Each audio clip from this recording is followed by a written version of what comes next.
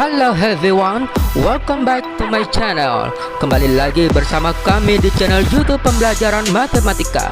Dalam video kali ini, kami akan membahas info pembelajaran menarik seputar menentukan nilai limit fungsi dengan cara memfaktorkan, yang tentunya akan menambah wawasan dan pengetahuan kalian semua seputar pembelajaran matematika.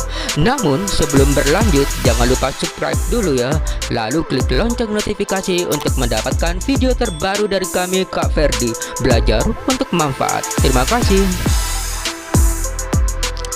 Nah, baiklah ananda sekalian, sekarang kita akan lanjutkan kembali materi pada pembahasan pada pertemuan sebelumnya, menentukan nilai limit suatu fungsi. Pada bagian pertama, limit fungsi f(x). Nah, untuk x mendekati a. Nah, kemarin sudah kita bahas dengan cara substitusi langsung. Nah, cara yang kedua itu kita menggunakan dengan cara memfaktorkan atau pemfaktoran. Nah, bagaimanakah konsep menentukan limit fungsi dengan cara pemfaktoran? Nah, konsepnya seperti ini. Jika nilai limit fungsi f(x) dibagi gx untuk x mendekati a, setelah kita substitusikan x sama dengan a, ya, adalah fa dibagi ga, nilainya itu 0/0. Nah, jadi fungsi x mendekati a ini kita substitusikan ke fungsi f(x) per gx, hasilnya itu 0/0. Nilai tersebut bukan hasil limitnya.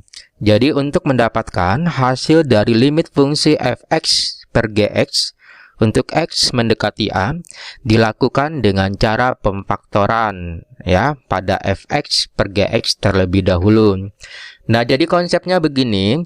Nah, jika limit daripada fungsi rasional ini, nah, kita substitusi untuk x sama dengan a, kemudian diperoleh 0/0. Jadi nilai 0/0 itu bukanlah nilai hasil limit. Nah, maka untuk memperoleh nilai limitnya, kita lakukan pemfaktoran. Nah, jadi pemfaktoran ini identik pelajarannya dengan kelas 10 ya. Kelas 10 pada materi persamaan kuadrat. Nah, jadi harus kalian ingat kembali materi pada persamaan kuadrat, khususnya dengan cara memfaktorkan. Bagaimanakah cara kita memfaktorkan suatu persamaan kuadrat? Jika koefisien daripada x kuadratnya itu sama dengan 1 atau tidak sama dengan 1. Nah, sekarang untuk lebih jelasnya, coba kita perhatikan contoh soal ya. Contoh soal yang berkaitan untuk menentukan limit fungsi. Nah, jika fungsinya itu terdiri atas bilangan rasional atau fungsi rasional gitu ya. Fungsi rasional itu fungsi seperti yang ada pembilang dan penyebut. Nah, soal pertama, nah, kalian menentukan nilai limit dari fungsi x kuadrat dikurang 5x ditambah 6 per 3x kuadrat dikurang 2x dikurang 8. Nah, untuk x mendekati 2. Nah, jika kita substitusi secara biasa, ini diperoleh berapa ini? Berarti kita substitusi, kita ganti x-nya sama dengan 2, diperoleh 2 kuadrat 4 ya. 5 dikali 2 10. 4 dikurang 10 sama dengan min 6. Min 6 tambah 6 sama dengan 0 ya. Jadi pembilangnya 0. Kemudian bagian bawah penyebut. Nah, jika kita substitusi x-nya sama dengan 2, ini diperoleh berapa? Berarti 2 dikuadratkan 4 dikali 3 12. 12 dikurang 4 sama dengan 8. 8 dikurang 8 sama dengan 0. Jadi pembilang dan penyebut 0/0. Nah, jadi kan diperoleh hasilnya 0/0. Jadi 0/0 itu bukan hasil limitnya. Jadi untuk menentukan hasil limitnya, maka kita lakukan pemfaktoran f(x) per gx terlebih dahulu. Nah, tentunya kalian harus mengingat kembali materi kelas 10 tentang persamaan kuadrat. Nah, bagaimanakah kita cara memfaktorkan fungsi pembilang dan penyebut pada fungsi yang telah tersedia? Ya, cara pemfaktorkan pertama, coba kalian perhatikan pembilangnya. Pembilangnya fungsi kuadratnya adalah x kuadrat dikurang 5x ditambah 6. Nah, reminder, kita mengingat kembali ya materi persamaan kuadrat di kelas 10. Nah, ini perhatikan, ini kan persamaan kuadrat ya. Persamaan kuadrat ini pangkat tertingginya adalah 2 karena dia adalah persamaan kuadrat. Kalau dia kuadrat, maka pangkat tertingginya adalah 2. Nah, perhatikan koefisien daripada x kuadrat adalah 1. ya, di depannya ini 1 ya. Kemudian dikurang 5x, jadi min 5 itu merupakan koefisien daripada variabel x. Ditambah 6 ini merupakan konstanta, kemudian sama dengan 0. Nah, bagaimanakah cara kita menentukan, ya, cara kita memfaktorkan persamaan kuadrat tersebut? Nah, coba kalian ingat kembali. Nah, koefisien daripada x adalah min 5. Nah, min 5 kita pindahkan. Kemudian, koefisien daripada x kuadratnya adalah 1. Karena dia 1 dikali konstanta 6. Sama dengan 6. Nah, ini cara yang pertama ya. Cara yang pertama, min 5 ini sebagai koefisien daripada x, ini kamu pindahkan ke sini. Kemudian, 6-nya ini diperoleh perkalian dari koefisien daripada x kuadrat 1. Di depan ini 1 ya. Dalam matematika tidak dituliskan, tapi cukup dituliskan x kuadrat saja. Kemudian kamu kali 6, jadi 6. Nah, angka min 5 dan min 6. Nah, sekarang coba kamu tentukan dua buah bilangan, ya. Dua buah bilangan, baik itu bilangan bulat ya, bilangan bulat positif atau negatif. Nah, dua buah bilangan kalau dijumlah itu hasilnya negatif 5. Kalau dikali hasilnya adalah 6. Nah, bilangan itu harus sama. Di antara bilangan penjumlahan dan perkalian itu harus sama. Nah, coba kamu tentukan dua buah bilangan. Kalau dijumlah itu hasilnya negatif 5. Dan dikali hasilnya 6. Nah, jadi bilangannya harus sama. Nah, bilangan yang dijumlahkan dengan bilangan yang dikalikan itu harus sama. Nah, berapa kira-kira? Min 2 dengan min 3 ya. Min 2 tambah min 3 sama dengan min 5. Kemudian, min 2 dikali min 3 sama dengan positif 6. Ya, negatif dikali negatif sama dengan positif. Jadi, bilangannya harus sama di antara penjumlahan dan perkalian. Nah, kemudian kamu pindahkan. Nih, akar-akarnya berapa ini? Jadi, x dikurang 2 dikali x dikurang 3. Nah, perhatikan tandanya. Kalau tandanya di sini negatif, berarti x dikurang 2. Nah, kalau seandainya tandanya positif, maka kalian pindahkan juga x ditambah 2 harusnya sini ya. Nah, kemudian, nah ini adalah bentuk faktor daripada persamaan kuadrat x kuadrat dikurang 5x ditambah 6 sama dengan 0. Ini bentuk faktornya ya. Nah, kemudian coba kamu perhatikan untuk penyebut ya. Penyebut 3x kuadrat dikurang 2x dikurang 8. Nah, ini kira-kira bentuk faktornya berapa ini? Nah, koefisien daripada x kuadratnya adalah 3. Kemudian, koefisien daripada x-nya adalah min 2. Konstantanya adalah negatif 8. Nah, kamu pindahkan terlebih dahulu koefisien daripada x-nya dan negatif 2. Nah, negatif 2 ini untuk penjumlahan. Kemudian untuk perkalian, kamu kalikan koefisien daripada x kuadratnya adalah 3. Kamu kalikan dengan konstanta min 8. Jadi 3 dikali min 8 sama dengan min 24. Nah, oke, paham ya? Kemudian langkah selanjutnya, nah sekarang coba kamu tentukan dua buah bilangan. Kalau dijumlah itu hasilnya negatif 2. Dikali hasilnya negatif 24. Nah, bilangan di antara penjumlahan dan perkalian itu bilangannya sama. Nah, kira-kira berapa? Nah, coba uji 4 dan min 6. 4 dan min 6. 4 dikurang 6 adalah negatif 2. Kemudian, 4 dikali negatif 6 sama dengan negatif 24. Nah, ini bilangan di antara perkalian dan penjumlahan itu kedua bilangannya harus sama. Nah, kemudian kita peroleh, ya, bentuk faktornya adalah x ditambah 4/3. Kamu pindahkan. Nah, ini bentuk yang pertamanya 4. Nah, sebagai pembilang, kemudian penyebutnya itu 3 merupakan koefisien daripada x kuadrat.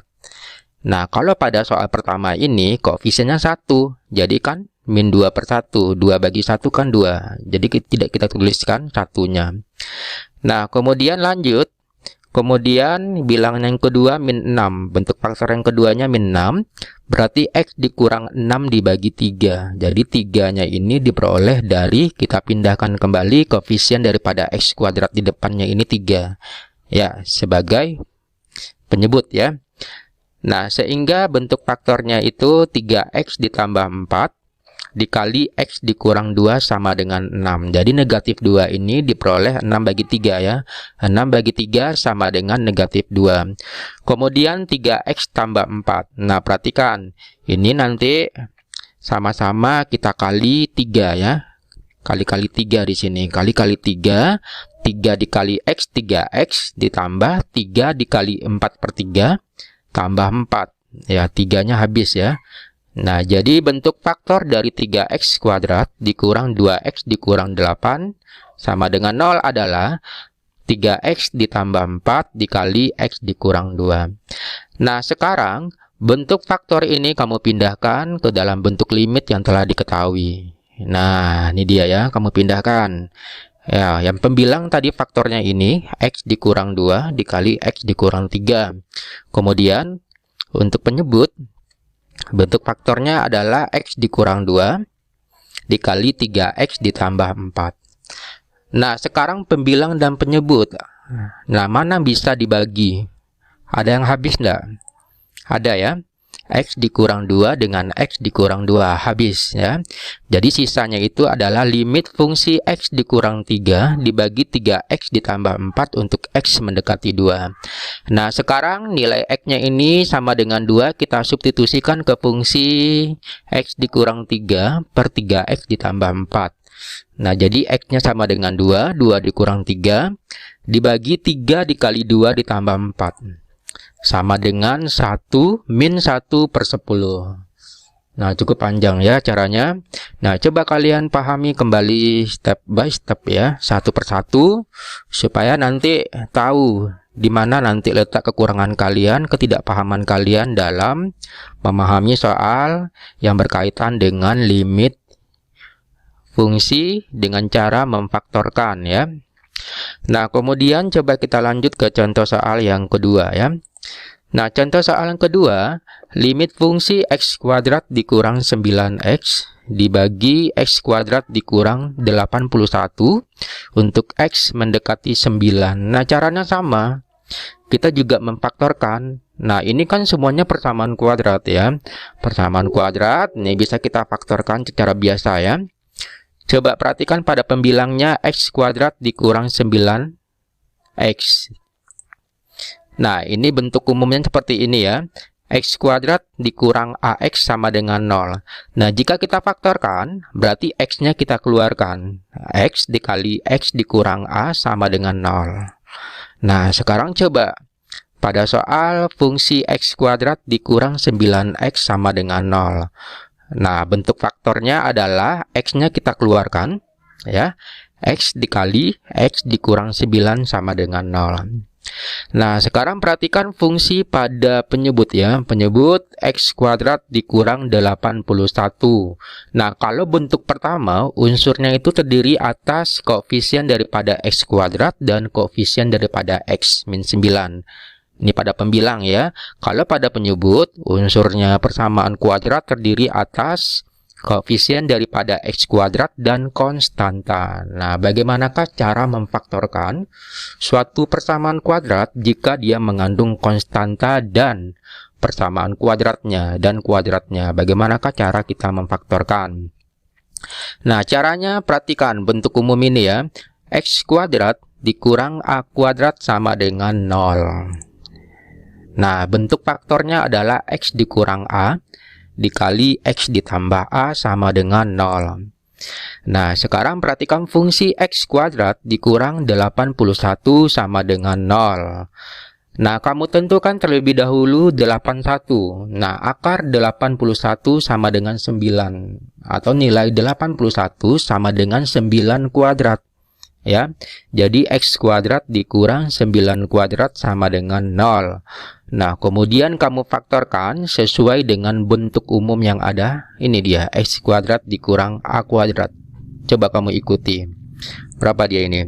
X dikurang 9 dikali X ditambah 9 sama dengan 0. Nah, ini bentuk faktornya ya.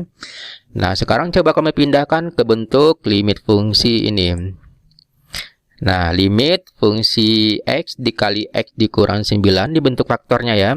dibagi X dikurang 9 dikali X ditambah 9. Nah, perhatikan, pembilang dan penyebutnya dan sama. Bisa kita coret ya, habis dia. Nah, sehingga sisanya menghasilkan limit fungsi X per X ditambah 9 untuk X mendekati 9. Nah, sekarang kamu substitusikan X sama dengan 9 ke fungsi ini. Sehingga diperoleh 9 per 9 tambah 9 ya. Sama dengan 9 per 18. Kamu sederhanakan sama dengan 1 per 2 ya. Nah, jadi nilai limit fungsi ini sama dengan 1 per 2. Nah, jadi kira-kira seperti ini caranya ya, menyelesaikan nilai suatu limit fungsi. Nah, dengan cara memfaktorkan.